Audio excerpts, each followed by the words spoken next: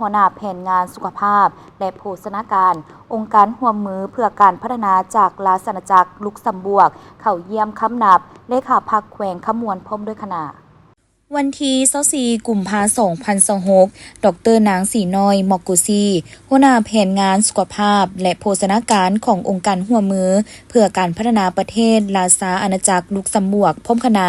ได้เข้าเยี่ยมคำนับท่านไสสนาโคตรภูธรเลขาคณะบริหารงานพรรคแขวงขมวนโดยมีท่านเดชศักดามณีคำรองประธานคณะกรรมการปกครองแขวงและพนักงานที่เกี่ยวข้องเข้าร่วมโอกาสการเข้าเยี่ยมคำนับท่านไสสนาโคตรภูธรก็ได้แสดงความต้อนรับด้วยแมตรีจิตมิตรภาพที่ดีพร้อมทั้งได้ตีราคาสูงต่อผลงานการเคลื่อนไหวที่ทางโครงการได้ประกอบส่วนพัฒนาแขวงขมวนในระยะผ่านมาโอกาสเดียวกันนั้นดร.นางสีน้อยก็ได้แจ้งจุดประสงค์ในการเข้าเยี่ยมคำนับต่อทานเลขาพรรคแขวงขมวนและรายการความคืบหน้าในการพัฒนาพื้นฐานโครงสร้างของห้องหมอแขวงและเวียกงานด้านสุขภาพและโภชนาการที่ทั้งองค์การหลักเดฟให้การร่วมมือสนับสนุนในบรรดากิจกรรมต่างๆอยู่แขวงขมวน